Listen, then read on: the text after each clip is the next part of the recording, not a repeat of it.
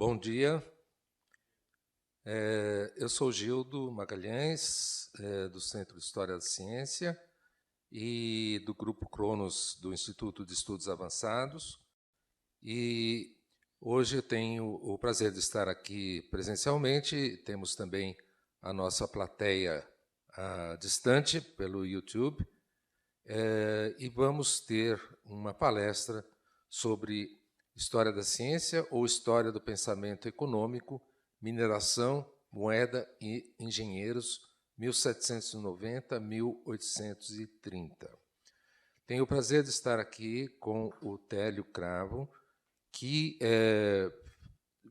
iniciou sua pós-graduação aqui na USP com mestrado, depois fez o doutorado na Unicamp e passou um extenso período na Itália e na França, nos seus pós-doutorados, e esteve sempre ligado com essa história da engenharia, principalmente no século XIX, mas agora ele está recuando um pouquinho para a época ainda colonial. Então, nós teremos aqui a nossa apresentação pelo Télio, e depois temos uma sessão de perguntas e respostas dos presentes e dos ouvintes também. Então, boa palestra. Obrigado, professor Gildo, pelo convite e pela apresentação. É um grande prazer estar aqui no Instituto de Estudos Avançados da Universidade de São Paulo. Com muita alegria que eu vou apresentar resultados da pesquisa que venho desenvolvendo nesses últimos anos e espero convencê-los de algumas questões e de algumas hipóteses que tenho trabalhado nesses últimos anos, né? Vou tentar dar uma dinâmica, um plano de voo do que eu vou apresentar hoje, que é tentar pensar de um modo interdisciplinar, né? Dentro da história da ciência, história do pensamento econômico, pensando a mineralogia, a questão da moeda e a questão da engenharia na virada do século XVIII para o XIX e as questões que envolvem isso. Bem, de modo geral, eu queria começar a apresentação mostrando uma imagem muito conhecida, vai dar um panorama geral do que a gente vem tratando aqui. Esse é uma imagem do Slave Voyage, que é um site sobre o tráfico transatlântico de escravos, no qual a gente consegue visualizar os fluxos, né, de escravizados africanos entre o Atlântico, entre a África e o Brasil e o mundo atlântico, né? E como esses 12 milhões de desembarcados, a gente sabe que o Porto do Rio de Janeiro, como demonstra essas imagens, foi o maior porto escravista da história de todo o período escravista. Mas eu quero tentar argumentar aqui que essa imagem ela é incompleta, porque pouco se sabe após o desembarque dos africanos no Rio de Janeiro, sobretudo entre as primeiras décadas do século XIX. Eu quero tentar convencê-los que essa imagem se vincula a uma outra menos conhecida, que é o mapa geológico produzido em Viena nos anos de 1850, no qual se retrata a questão do solo e do subsolo, e no qual a participação de inúmeros engenheiros que se situavam na região de Minas Gerais, engenheiros alemães, austríacos, participaram extensamente dessa circulação de conhecimento geológico que configurou nesse mapa publicado nos anos de 1853 em Viena. Aqui a gente pode ver que o que está em disputa, a questão do subsolo é extremamente importante, os recursos energéticos, sobretudo a questão do carvão mineral, a busca por carvão mineral, por ouro, prata e diamantes. O que eu vou tentar argumentar nesse breve, nessa exposição, que a questão que nos conduz vai vincular a questão, primeiro mapa, do tráfico transatlântico, e a questão geológica, que, de fato, vai ter profunda ligação com a teoria quantitativa da moeda, com a questão do padrão ouro, o retorno do padrão ouro, sobretudo após as guerras napoleônicas. E, sobretudo, algumas inovações financeiras, sobretudo quando se suspendeu o padrão ouro e o Banco da Inglaterra estabelece um grande empréstimo usando os diamantes como ativo financeiro. Então, o meu argumento é que a mineração ela vai estar extremamente próximo de uma questão financeira, da teoria quantitativa da moeda, e a questão central que eu vou tentar convencer é que se existiu um sistema escravista financiarizado. E a minha resposta é que os meus indicativos de pesquisa dizem que sim. Mas, para isso, a gente vai pesquisar um pouco, tentar buscar definições para robustecer esses argumentos. Então, o argumento central que eu vou tentar convencê-los, que eu quero deixar claro, é que o diamante e o ouro, nessa virada do século XVIII para o XIX, o chamado longo século XVIII, o tráfico de escravizados e o sistema financeiro europeu estavam muito mais entrelaçados do que geralmente se pressupõe. Eu peço licença, eu vou ler uma parte e depois eu volto para os slides. A produção de ouro no mundo aumentou 40% entre 1821 e 1840. Ao contrário de outras commodities, o ouro era também um meio de troca, uma base de comércio, apoiando o comércio entre as nações e usado na liquidação das balanças comerciais entre os países. Historiadores renomados examinaram a mudança estrutural decorrente da descoberta de prata e ouro em ambos os lados do Atlântico, quando toneladas desses minerais chegaram à Europa e se transformaram em moeda na Europa Central e Ocidental. Como ambos os lados foram afetados pela exploração de minerais na América, os estudiosos se concentraram nas relações recíprocas da história da mineração, na história da cunhagem e na história monetária europeia. Consequentemente, a literatura enfatizou que cerca de 2/3 das exportações americanas de ouro no período moderno foram enviadas através do Atlântico. Recentemente, esses emaranhados, esses entrelaçamentos, vêm ganhando novas evidências, e a literatura tem se preocupado com o papel do fluxo de metais preciosos entre a América Espanhola e o mundo ibérico, o mundo asiático. Existe um consenso significativo entre os historiadores de que o impacto dos metais preciosos americanos atravessou os oceanos Atlântico e Pacífico e transformou a mineração, a cunhagem e a comercialização de metais preciosos e reconfigurou os conceitos europeus e as teorias monetárias. Os estudiosos há muito problematizam que os metais preciosos se tornaram uma parte intrínseca do desenvolvimento da administração do Estado moderno e dos debates teóricos nos tratados econômicos do início da era moderna. Há uma forte consciência de que as formas de conceituar as pressões macroeconômicas foram decisivamente moldadas pelos influxos da prata e de ouro. Autores têm refletido sobre a importância dos estoques de ouro para as taxas de juros cobradas, estimando as entradas de ouro no Brasil e em Portugal, o instrumento de crédito e as flutuações das taxas de juros nos contratos de crédito privado no século XVIII. No entanto, embora a teoria monetária clássica e a abordagem historiográfica para melhorar a compreensão da história monetária em termos globais tenham sido e continuem sendo uma tendência influente, elas se limitam a avaliar o efeito da exploração do ouro. No início do século XIX, foi o grande responsável por reinventar a escala em estreita ligação com o comércio internacional e estabelecer um novo escopo, onde o setor de mineração tornou-se não o único empregador dos escravizados, mas também induziu a chegada de novas importações de escravos.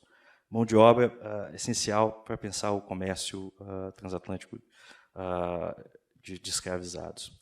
Explorando fontes primárias, fragmentos de arquivos locais e o banco de dados de africanos despachados e escravizados do Porto de Rio de Janeiro, este trabalho argumenta que a nova ordem internacional da era pós-napoleônica e o retorno do padrão sistema monetário baseado no padrão ouro em 1821 afetou mais regiões de mineração de escravizados do que as regiões de exportação de alimentos, né? Pensando no café e no açúcar. Essas conexões, por suas vezes, revelam que nem a própria mineração, a produção de minério, de ouro, nem o investimento das sociedades anônimas britânicas foram estagnados ou neutros. Ao longo do tempo, eles se desenvolveram por meio de suas interações com as mudanças estruturais do sistema monetário britânico, o comércio de transatlântico de escravos e o crescimento da população em Minas Gerais, onde se dá a exploração de ouro e diamantes nesse período. É preciso salientar também que, nesse período, apenas 2 regiões do mundo produzem diamantes, a Índia e a região de Diamantina, em Minas Gerais. E, nesse período, na virada do século XIX, há uma escassez, um declínio da produção de diamantes na Índia. Com isso, permite-se ir além do modelo dominante da associação clássica entre escravidão e plantation, no século XIX e na virada do XVIII. Uma questão central que permeia toda essa discussão é como é que o maior sistema escravista do Brasil, que já existiu no Império do Brasil durante todo o século XIX, nunca exportou café ou açúcar, mas importou milhares de africanos escravizados no início do século XIX. Embora a influência da Revolução Industrial sobre os africanos escravizados e o sistema de plantation seja conhecida, não está claro se a escravidão na área de produtora de diamantes, por exemplo, foi alavancada pela inovação financeira criada pelos bancos Barings, com sede em Londres, e pelo banco Rope, em Amsterdã. A capacidade de manobra dos banqueiros anglo-holandeses, aliada à incapacidade fiscal da coroa portuguesa, em fins do século XVIII, levou à inovação financeira que criou uma nova forma de reduzir os riscos, utilizando os diamantes como garantia do empréstimo de aproximadamente, em valores atuais, de 183 milhões de libras, em valores corrigidos, no período equivale a em torno de 2 milhões de libras, e começando por enviar todos os diamantes, a partir desses contratos de empréstimo, todos os diamantes explorados nas minas, diretamente para o Banco da Inglaterra, como garantia do pagamento de juros deste empréstimo. Mantendo os diamantes como comércio legal e agindo como um emprestador de último recurso em tempos de crise, no período napoleônico, entre 1802, o primeiro empréstimo, e 1809, o segundo empréstimo. Argumento que a relação entre Estado e mercado precisou ser reinventada em relação ao que constituía o dinheiro durante o ambiente instável provocado pelas invasões napoleônicas e pela incerteza financeira. Além disso, argumento que a imagem idílica da moeda como outra mercadoria esconde sua violência. O desenvolvimento europeu do diamante como bem financeiro intensificou os laços econômicos da mineração com a dívida pública do Império Português e o tráfico de escravizados. Nesse processo, a soberania da coroa portuguesa teve 2 grandes alicerces: o poder militar, dado pelo monopólio oficial da violência, e a alavancagem do poder financeiro, dado pelo monopólio sobre a região produtora de diamantes. 2 empréstimos, como havia dito, entre a coroa portuguesa e os banqueiros anglo e holandeses foram cedidos à base de diamantes como garantia. Os empréstimos de diamantes, no total, atingiram 2.900.000 libras. O primeiro contrato, em 1802, fornecia 1.200.000 libras. E o segundo, quando a coroa já estava no Brasil, estabelecida no Brasil em 1810, 1.700.000 libras. A produção de diamantes, é preciso salientar, foi um dos mais longos, prolongados monopólios da coroa portuguesa, que começou em 1731 e somente terminou em 1832. Tornou-se um ativo financeiro, deixando de ser apenas uma mercadoria de luxo e se transformando em parte dos fenômenos monetários e financeiros amplamente sofisticados de criação de dinheiro e crédito. Os diamantes, dados aos banqueiros anglo-holandeses, como pagamento de capital a uma taxa de juros de 5% sobre os empréstimos, fizeram com que o diamante, como bem financeiro, se tornasse central na dívida pública do Império Português. Longe do centro financeiro de Londres, por sua vez, Minas Gerais, onde a produção de diamantes dependia do mais proeminente sistema de aluguel de escravizados masculino das Américas, empregando até 2.500 escravizados por mês. Também, essa mesma região, Minas Gerais, era o maior importador de escravos africanos no início do século XIX. Raramente, os estudos históricos têm explicações analíticas, além da associação entre plantation, tráfico de escravizados e revolução industrial. A transformação do diamante como mercadoria de luxo, da indústria de acabamentos, de lapidação, em ativo financeiro durante as guerras napoleônicas, foi o último ato do complexo processo histórico que se desenrolou durante o século XVIII. Estava intimamente relacionado com as mudanças sociais ocorridas na Europa. O longo século XVIII foi marcado pela aceleração da crise do antigo regime e pela incapacidade de resistir à crise fiscal. A crise fiscal do antigo regime há muito se confunde com a crise produtiva da região mineradora. A literatura deu pouca atenção a um aspecto central. As minas de diamantes da Índia estavam há muito em declínio, e a demanda europeia dependia quase totalmente dos suprimentos do Brasil no início do século XIX. Ao longo do século, a população escrava mineira teve um crescimento demográfico que superou todas as outras províncias do Brasil Império. 188 mil escravizados em 1805 subiram para 276 mil escravizados em 1832. Evitando as restrições de crédito introduzidas pela Lei de Restrição Bancária de 3 de maio de 1797, que instituiu a não conversibilidade das notas em ouro, a coroa portuguesa concedeu a Barings, em Londres, e as casas bancárias Hope, na Holanda, uma posição privilegiada no comércio legal de diamantes. Com o comércio nas mãos de Barings and Rope, Portugal deu o irreversível passo de abrir o seu monopólio de diamantes, conectando-se ao desenvolvimento das redes financeiras internacionais. Esse processo lança luz sobre uma interação notável e negligenciada entre escravidão e capitalismo, além do paradigma das economias de plantation baseadas em trabalho escravo. Nesse sentido, é preciso avançar para pensar o que a gente pode definir como um capitalismo financeiro, ou capital financeiro. Né? De modo geral, o fenômeno da financiarização é uma modalidade específica do capitalismo que carrega, sobretudo, as transformações do século XX, sobretudo pós-Bretton Woods, e o surgimento de um padrão sistêmico de riqueza no capitalismo contemporâneo. Isso é importante pensar dentro de uma visão histórica, a dimensão monetária e financeira, né? Qual é o movimento dessa estrutura, da estrutura da financiarização, qual a dinâmica dessa dita estrutura da financiarização, né?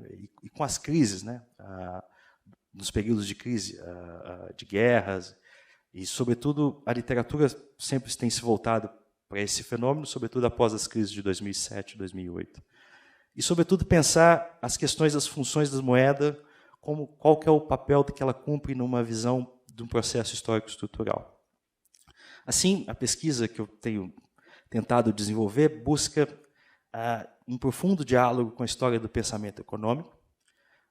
Muitas vezes a literatura da história do pensamento econômico tem uma visão um pouco lineada das questões do capital industrial, sequencialmente no final do século XIX, o debate sobre o capital financeiro, e algumas definições muito importantes da história do pensamento foram produzidas na virada do século XIX e XX, sobretudo o Marx tenta entender a dinâmica do capital financeiro, denominando de capital fictício, né?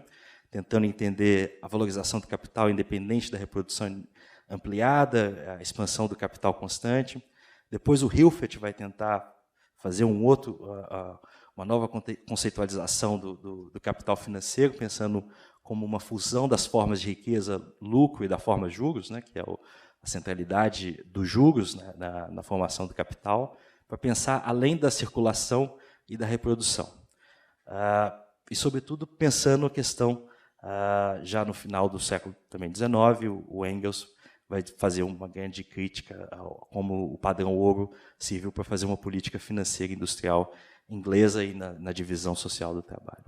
O que eu quero chamar a atenção é que essas definições, que são muito importantes para pensar a centralidade do capital a juros produzidas no final do século XIX, tendem a negligenciar como certos aspectos da financiarização já estão presentes na virada do século XVIII e XIX, sobretudo quando pensamos a questão da mineração. Bem, pensar essa questão da mineração e da moeda, é sobretudo pensar essas duas fases do circuito de riqueza, né? O financeiro e o capital industrial, e também pensando a questão do risco e a questão que a moeda é não neutra, né? A moeda tem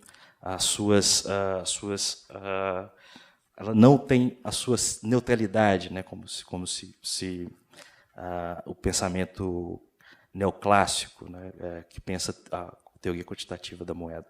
Bem, esse é um debate um pouco profundo, só queria salientar que essas definições fazem parte de um debate mais complexo, extremamente mais...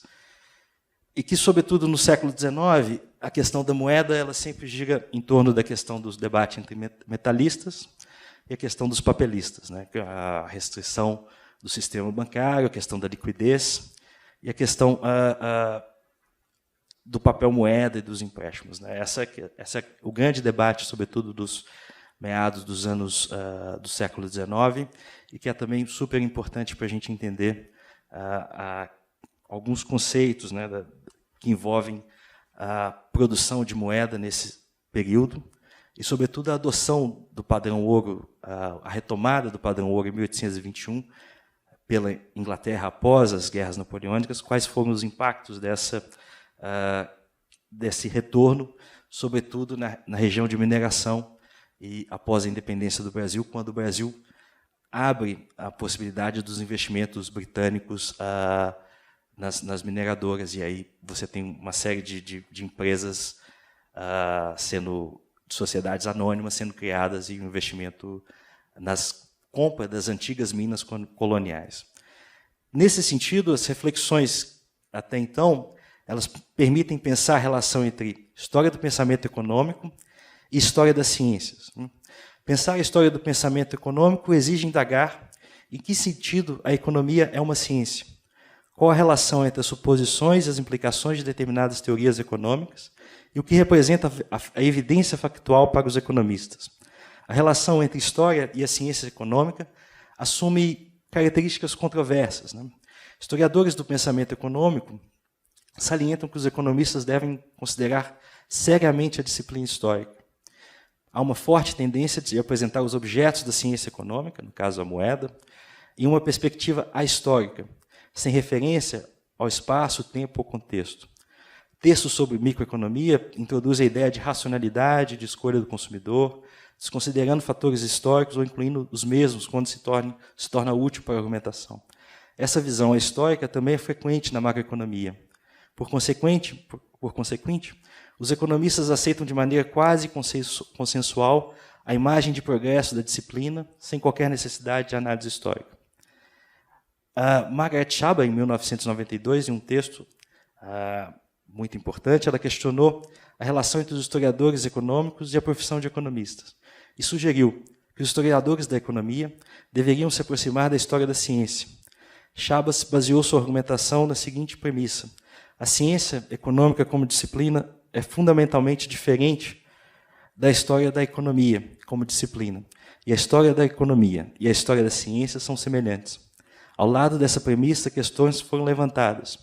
O status científico da economia implica que os economistas podem ignorar a história da economia, como deve ser estudada a história econômica. É necessário enfatizar que, ao longo do século XX, a ciência econômica ganhou posição de destaque. Uma das estratégias adotadas para diferenciá-las das demais ciências foi a incorporação da perspectiva quantitativa e do instrumental matemático.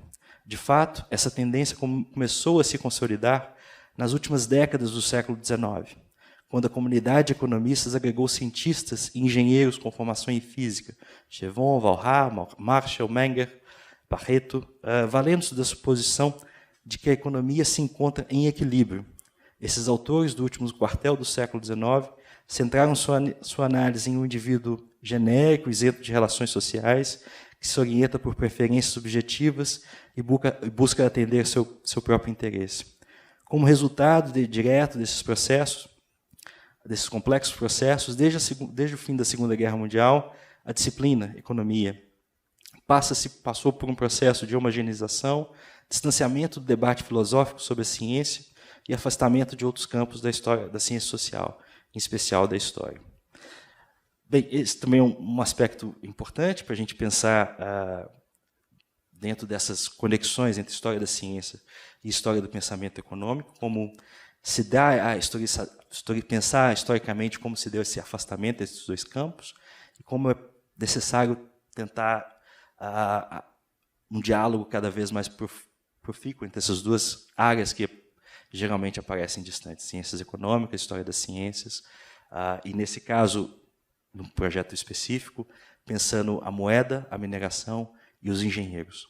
E ganhando cada vez mais complexidade quando se pensa a questão do tráfico de escravizados. Bem, voltando para esse ponto, eu queria chamar a atenção para um gráfico também muito conhecido, que se dá o gráfico que apresenta a entrada de escravizados na América, né, o total de escravos embarcados e desembarcados.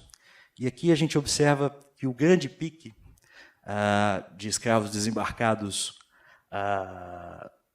no período do século XIX se dá entre 1826 e 1830.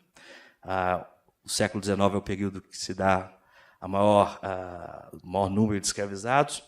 A partir de 1807, Inglaterra e Estados Unidos proíbem o comércio transatlântico, que se dá início à era do comércio ilegal.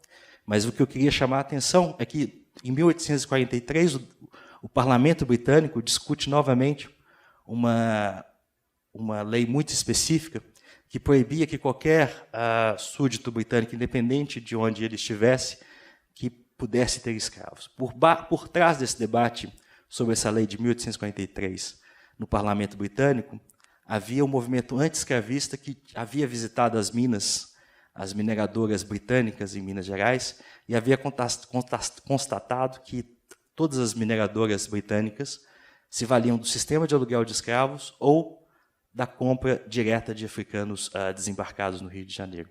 Então, por isso, o debate do Parlamento britânico retoma em 1843, na década de 40, e culmina nessa legislação. E que é a questão uma das questões que logo me chamou a atenção quando comecei essa pesquisa, é qual a relação o peso desse investimento britânico e dessa participação no tráfico transatlântico na década de 40. Bem, um ponto que eu queria chamar, no gráfico a gente vê um balão vermelho, onde se dá o pique, né, de escravizados na década de 1826 e 1830, e é super importante ressaltar que dessa entrada dos desembarcados no Rio de Janeiro, a gente consegue mapear aproximadamente mais de 40% do destino desses africanos desembarcados entre 1826 e 1830. Então, a gente tem um dado novo que permite mapear para quais regiões desse período do pique de entrada, para quais regiões absorveram esses escravizados chegados no Porto do Rio de Janeiro. A questão que se segue, e o debate que eu pretendo convencê-los, é uma questão como essa conjuntura específica de pique do tráfico de escravos poderia revelar uma mudança estrutural. Nesse sentido, algumas mudanças institucionais são importantes para a gente pensar, sobretudo a proibição de 1807, o retorno do padrão ouro na Grã-Bretanha em 1821, o desenvolvimento europeu da indústria de acabamento, de lapidação de diamantes e o sistema financeiro, a mudança institucional após a era napoleônica, né, o retorno, o ouro e o diamante deixam de ser coloniais e passam a estar ligados diretamente aos centros industriais e financeiros da Europa, a interação negligenciada, como eu disse, da relação entre escravidão e capitalismo nesse período, para além do paradigma das plantations, né? E como o terceiro maior espaço escravista das Américas, após Cuba e Estados Unidos, estava associado ao desenvolvimento da indústria de lapidação de diamantes, mercadoria como luxo, e também ao padrão ouro, e também como o diamante se torna um elemento de ativo financeiro, equivalente em dinheiro ou um diamante como capital, né? A garantia para credores é uma das questões que perpassa o argumento central que eu tenho tentado convencê-los. Aqui uma passagem muito importante, pouco conhecida, do Echeverri. O Echeverri chegou ao Brasil em 1801, contratado pela coroa portuguesa, permaneceu em Minas até 1821, retornou para a Europa e publicou em 1833, que é a obra mais famosa, o Pluto Brasiliensis, no qual ele, nesse trecho específico, ele está argumentando contra que o Brasil possa cumprir as leis de 1826 de proibição do tráfico. E aqui ele nos dá uma dica muito importante, um indício muito importante, como alguém que conhecia a administração colonial, a administração do Império, e os números, né, os dados, em que ele diz, na província de Minas importavam-se anualmente de 5 a 6 mil escravos, e que o Brasil não poderia cumprir a legislação de 1826, tendo em vista que isso impossibilitaria qualquer atividade mineral, colapsaria, né? Então, ele diz que seria impossível substituir e defende que o Brasil não cumpra as legislações de 1826. Esse está no segundo volume, né, num dos últimos capítulos, e é pouco conhecido da literatura. Tenho conversado com colegas e poucos conheciam essa passagem e essas estimativas, né, que batem diretamente, convergem diretamente com os dados do Banco de Dados do IPEA, que são os bancos dos escravos despachados do Rio de Janeiro para outras localidades. São Paulo, Rio, Minas, também para Santa Catarina e para o Uruguai, que são os dados de 1826 e 30. O que confere uma certa importância para pensarmos a centralidade da mineração e como a mineração tem a capacidade de se reinventar, ela deixa de ser colonial e passa de ser diretamente controlada pelos investimentos ingleses, né? E a questão dos diamantes, que muitas vezes se confunde crise fiscal com crise da produção. A crise fiscal do Império com a crise da produção. Então, esse é um ponto muito importante pensar. Além do Echeverri, outros engenheiros passavam. O Halfeld, o Virgil, que todos esses engenheiros, de certo modo, participam daquela cartografia que eu mostrei no início, da produção de 1853, produzida em Viena.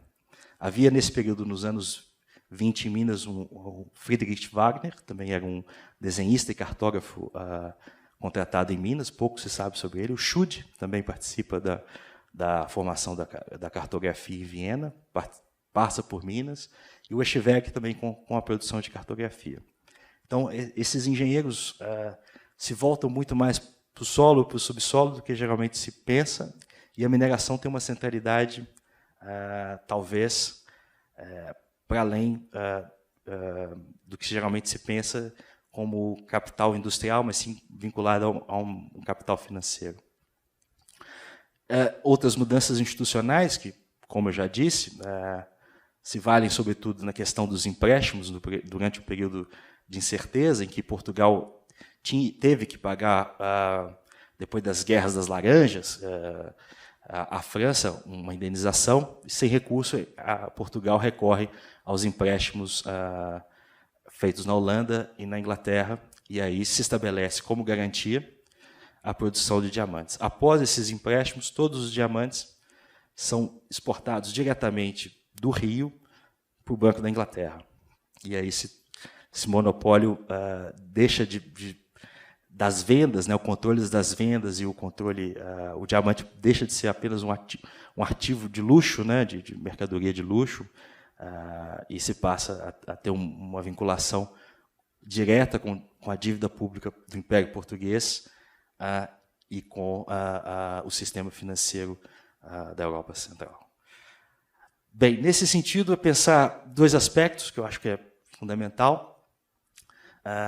Além da commodity de luxo, os diamantes, como ele tem vinculado uma produção, um sistema de aluguel de escravizados, em que o monopólio da coroa passa a utilizar o sistema de escravos pela população local.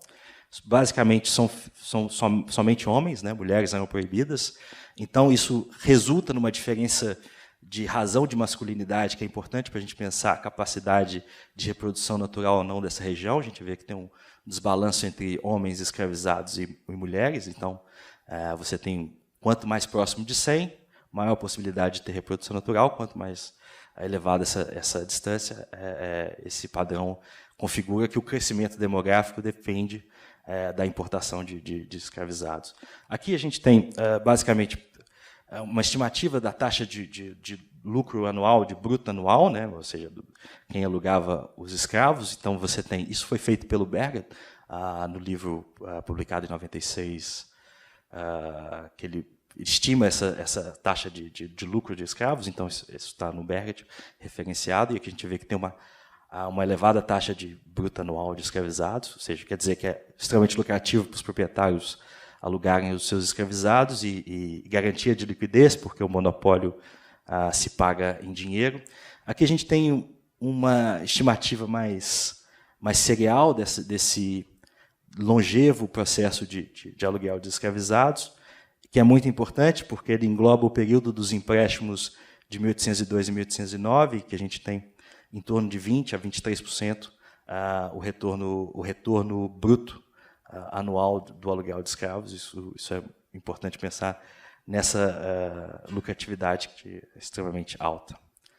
E aqui é feito baseado no preço do aluguel da diária que se paga de aluguel, o número de dias e o preço da média do preço dos escravos homens em R$1.000. E aí você calcula o retorno bruto anual, né, desses escravizados. Então, você conecta o local, uma dinâmica de sistema de aluguel de escravizados, o monopólio, a lógica do monopólio que está vinculada à questão dos empréstimos e à financiarização dos diamantes, para além de uma commodity de luxo.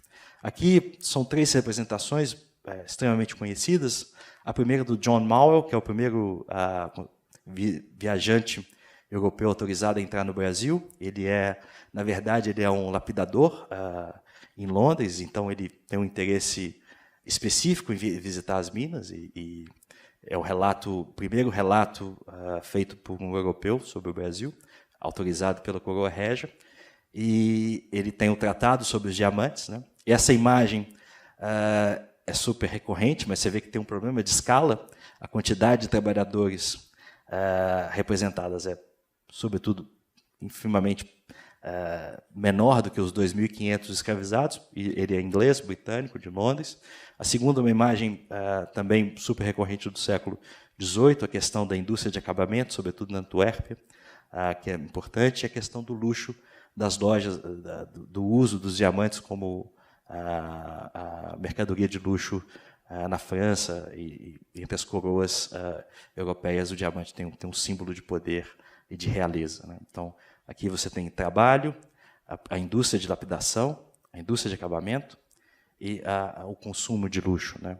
E o que eu estou tentando demonstrar é que essas imagens não incorporam a dimensão financeira e da questão como o diamante se aproxima da questão monetária e de difusão de crédito e moeda. Aqui, para a gente tentar ter uma visão global da produção aurífera do mundo, né? Nesse período entre 1801 e 1830.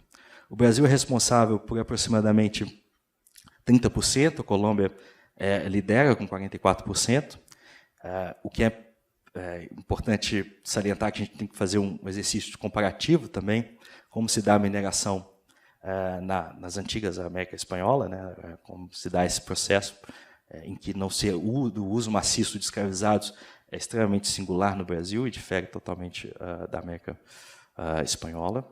Aqui, importante, que é central do argumento, a questão dos investimentos, né? A gente observa que durante esse período entre 1821 e 25, no Brasil, a gente tem 25 companhias criadas, de modo geral, 22 milhões de libras investidos na América, né? As ações são todas empresas com sede em Londres, com ações, e os investimentos em Colômbia, Brasil, Venezuela, Chile, Peru e também México, né? E aqui, sobretudo específico para a gente, são os investimentos feitos em Minas Gerais, né?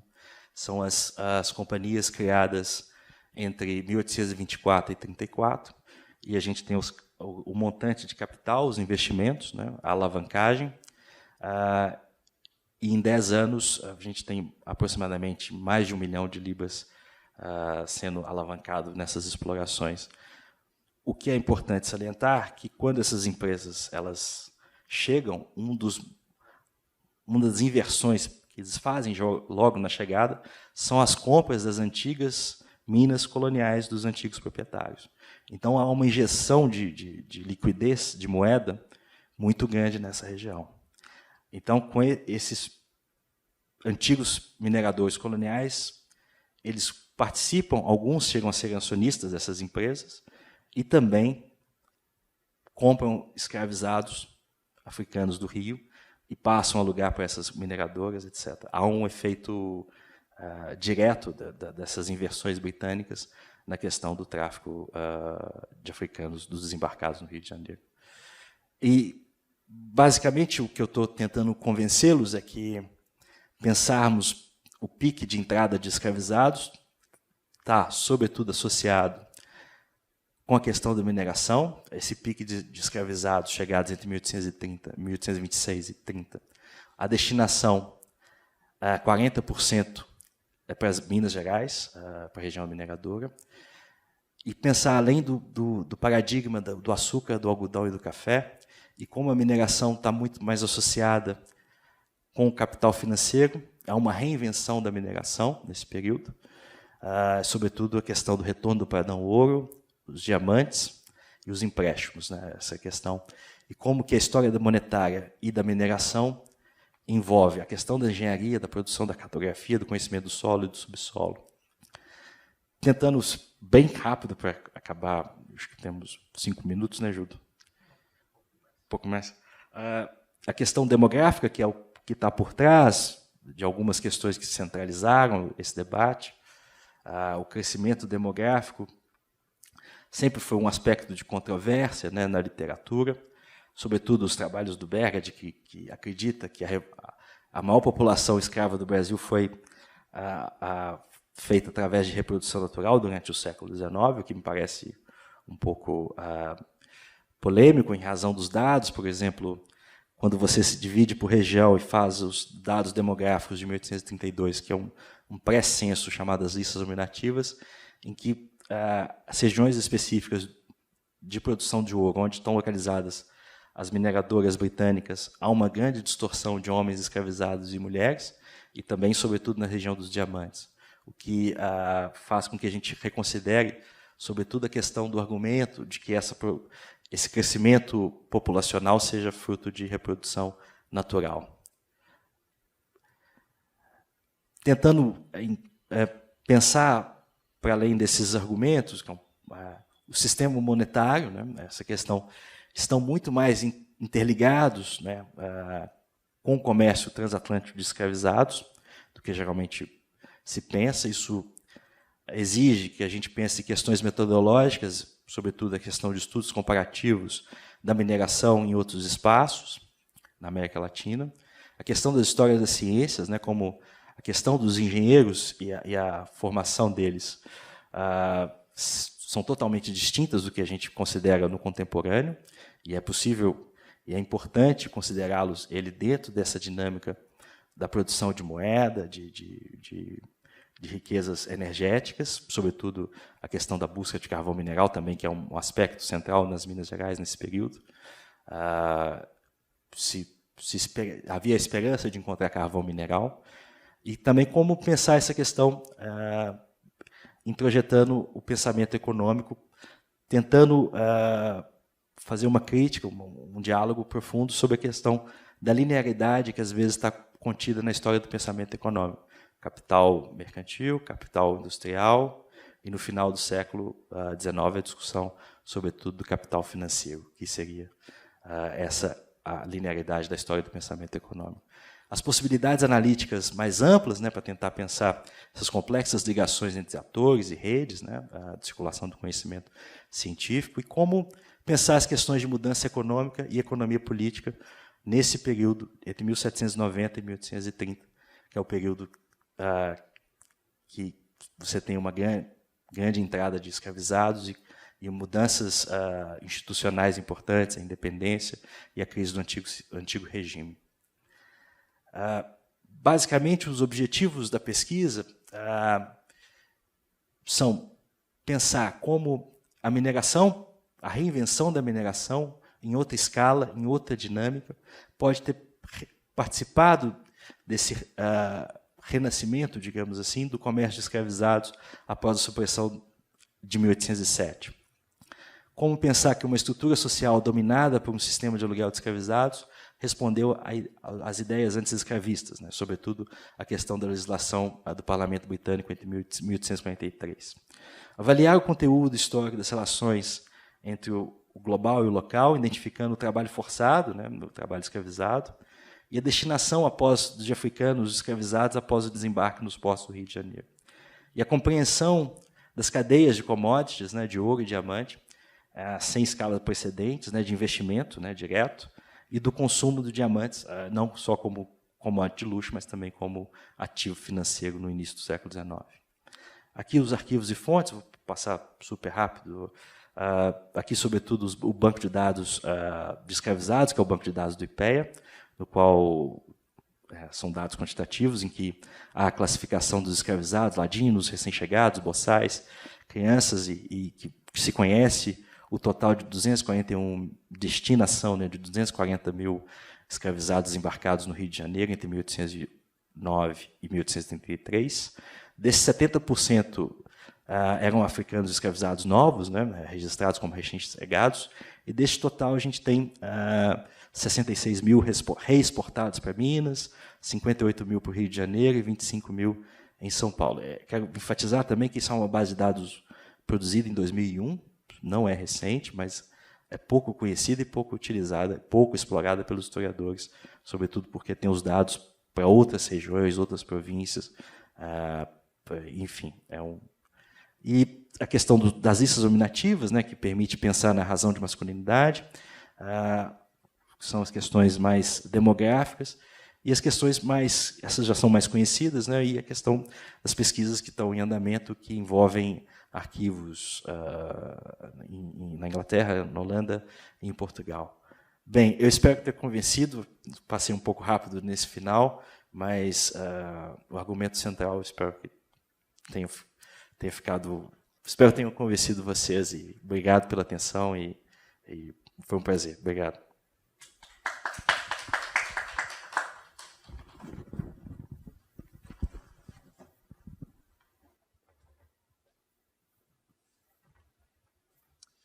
Obrigado, Ortélio. Você nos trouxe aqui novas perspectivas, está abrindo certamente um espaço para que as pesquisas se intensifiquem, explorando, acho que,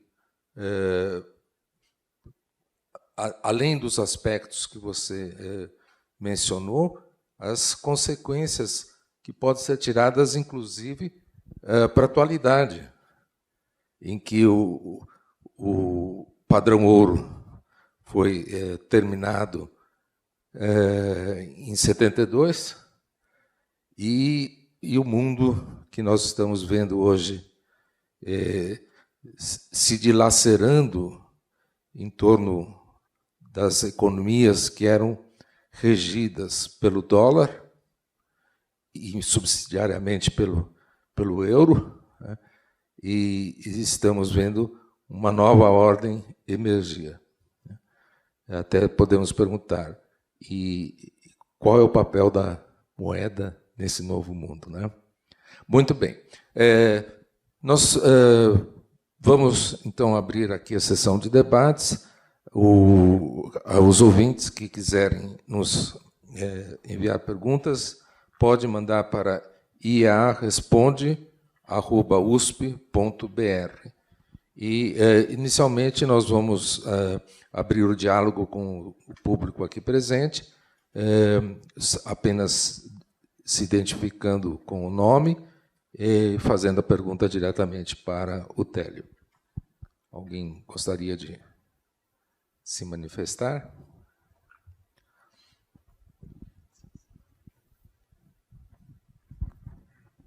Em primeiro lugar, parabéns pelo trabalho, super interessante, abre muito mais.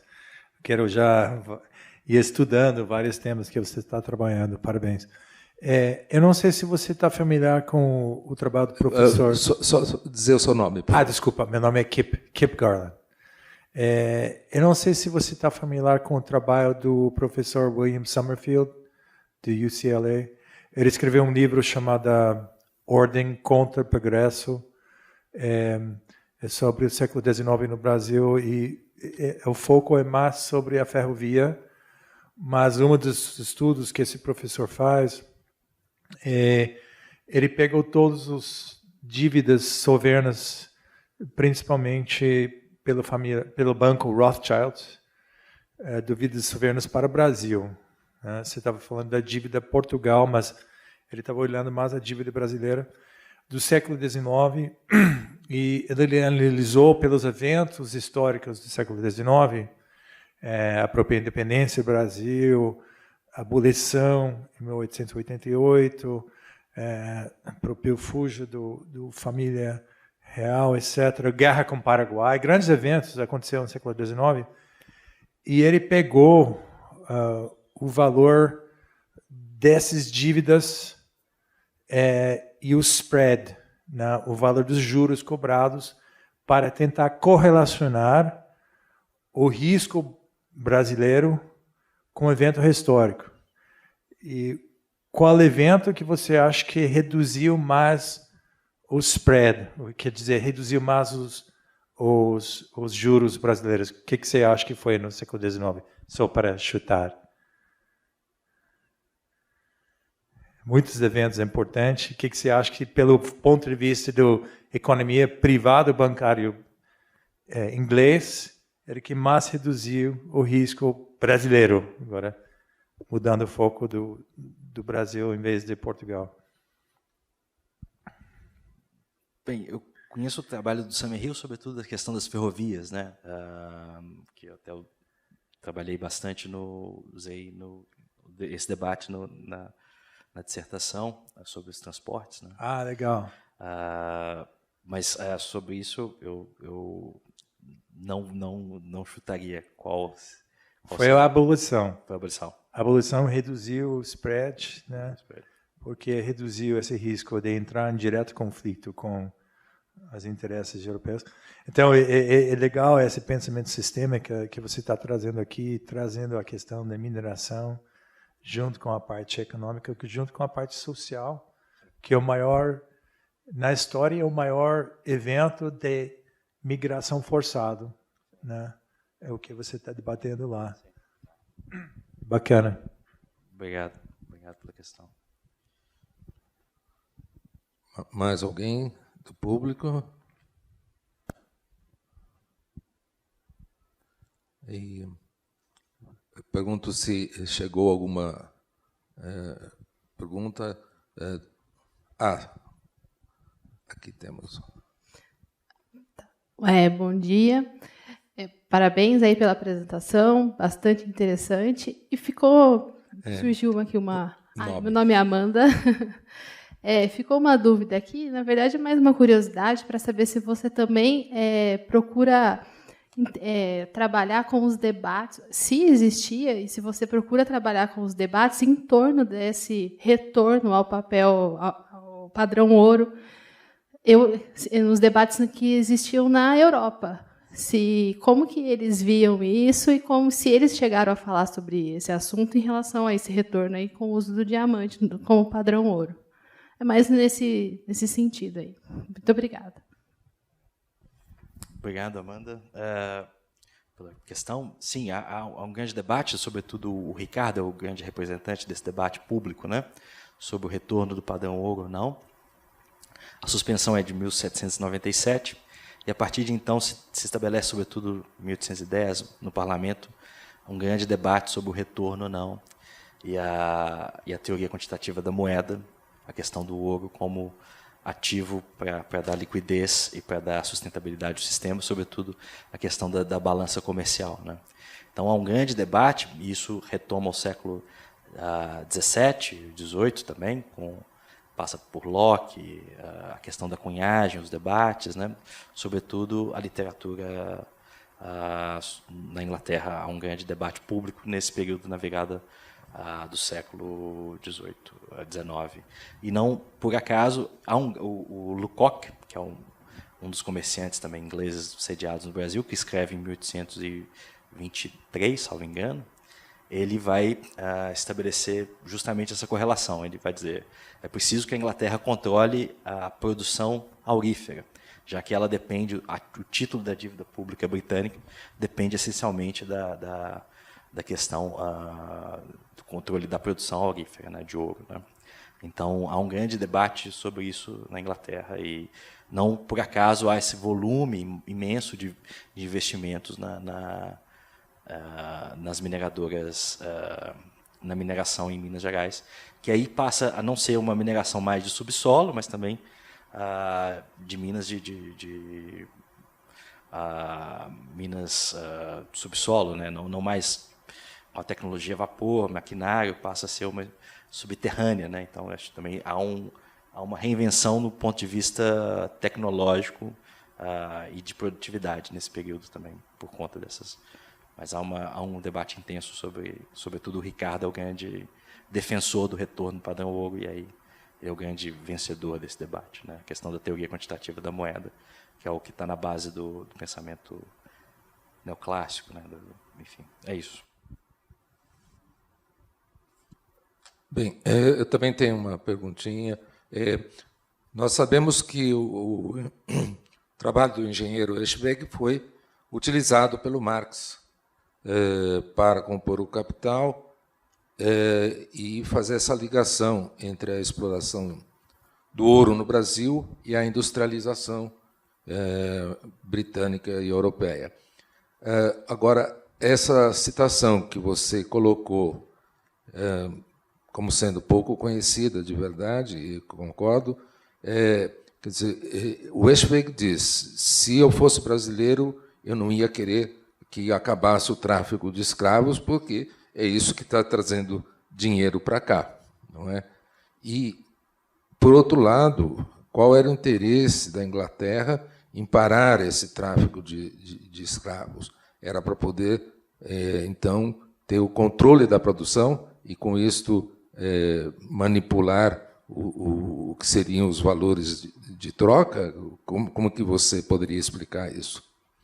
Essa é uma boa pergunta e eu acho que do ponto de vista da questão do abolicionismo, né, se vê como foi uma questão também que me fizeram se o abolicionismo era capitalismo, né, pensar a questão do abolicionismo como tentativa também de controle da mão de obra dos trabalhadores na África, né, a colonização na África nesse período, como pensar que a Conferência de Berlim em 1884, talvez a cronologia possa ser também pensar nesse abolicionismo inglês do início do século XIX. Então, parece uma contradição, né, esse processo. De um lado, uma pressão para coibir, mas, por outro, os dividendos e os lucros sendo repartidos com o uso maciço, né, de trabalhadores escravizados, seja por compra ou por sistema de aluguel, né?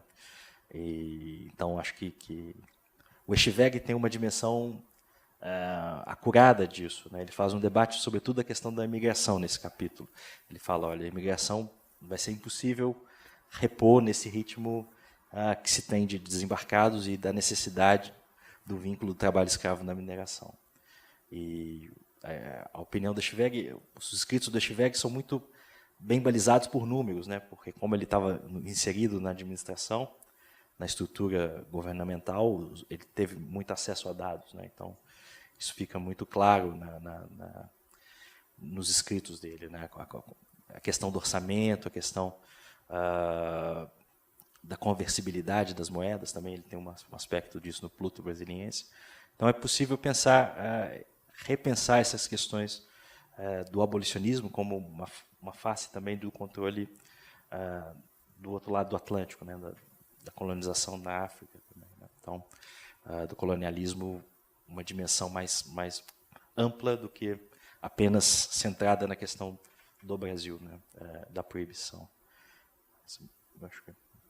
E ainda uma última observação, Télio, mais para o final do século XIX, vai despontar a África do Sul como produtora de ouro e diamantes. Isso deve bagunçar outra vez todo esse quadro, não é? Exato, isso é muito importante, porque um dos grandes debates do século XIX, no início na geologia, é a questão da formação geológica dos diamantes, né? Não se conhecia, né, qual era a formação geológica.